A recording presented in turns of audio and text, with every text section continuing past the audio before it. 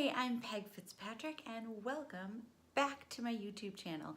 If you're new here, hey, great to meet you. I hope that you'll stick around and watch my video about Instagram hashtags and how they can help you have a better trip.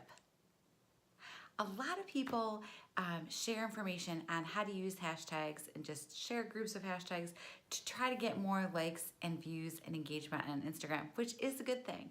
But I want to share some ideas for you to help you have a better trip on Instagram and also get more engagement along the way as well. What I like to do is to research my upcoming trips on Instagram. So search for hashtags that you can use on your trips later, but also search to see where people are going and taking great photos. I have found really great locations to visit from Instagram for a trip that I already had planned. So there was a trip when I was in Italy and I was in Florence and we were gonna be around all in the city center. But I was looking on Instagram and the hashtags and I found this beautiful photo of somebody that was way up on this hill and they had all of Florence spread out before them. It was such a great place to visit. It was fun to take photos there and it added so much to our trip because we found some place that we never would have seen otherwise.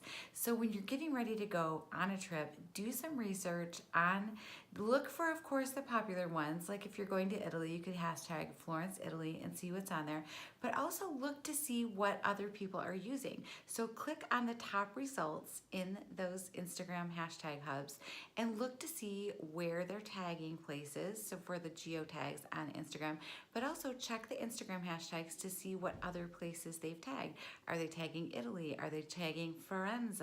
Are they tagging things in Italian, which would be Florence and in Italian is Firenze. So think about different ways that you can look up things on Instagram with the hashtags. And so what I like to do is once I have researched a couple of those things, I do like to make a couple groups of Instagram hashtags that I'll use ahead of time so I'm not just randomly guessing. Sometimes they're so popular that you might not even want to use that. When I travel to New York City, hashtag New York, hashtag New York, New York, there's a couple that are just so populated that I don't like to use them. So I like to pick other ones and I go into groups that have like maybe 50,000 to 100,000. And again, I love to go and search the different hashtags to make sure they're relevant, see what other kinds of pictures are taking. It's really great to get inspiration from other people's travel photos for your trips and also how you can take photos because you don't want to get stuck into a rut. Another great way to use Instagram is to save things into your collections. So you can create a collection based on that little, there's a little bookmark on the right hand side. You can save things to a collection, so you could save things for certain trips and you could save all the photos in there, you could save things for the hashtags in there, and then when you want ideas and inspiration you can just go there. Or you could make a collection for just travel photos to give you ideas for different ways to take photos, whether you're going to be by yourself or in a group or maybe just with your partner.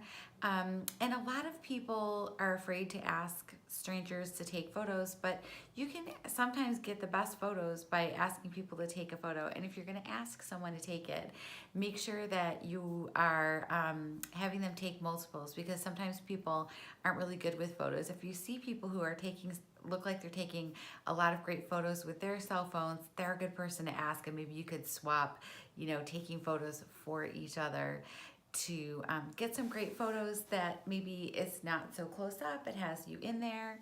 When you're on your trip and you're posting your photos to Instagram, make sure that you tag your locations, and you can use Instagram in hashtags in your caption, or if you like, you can put them all down into your comments if you don't want them to show into your description. It's fine with Instagram if you put them in the caption or in the comments. They both count. You can only use 30 hashtags. That's a lot of hashtags. You want to keep them relevant. So I never really have 30 when I'm traveling. I probably have maybe 8 to 10 that are really targeted, and then I like to just, as I said, go through and look and find some new ones when I'm there. So I hope this gives you some ideas for using Instagram and hashtags together to help get your your photos more engagement, but also find some new places to take photos. This can even work for you right around in your own area. Tag your own photos, tag your Instagram stories, geotag things. More people will see it. It'll get better engagement, and you'll have more fun on Instagram when more people are engaging on your posts. I'm Peg Fitzpatrick. I hope you liked this video. Please hit the subscribe button and the bell so you catch notifications for when I post my next video. See you soon.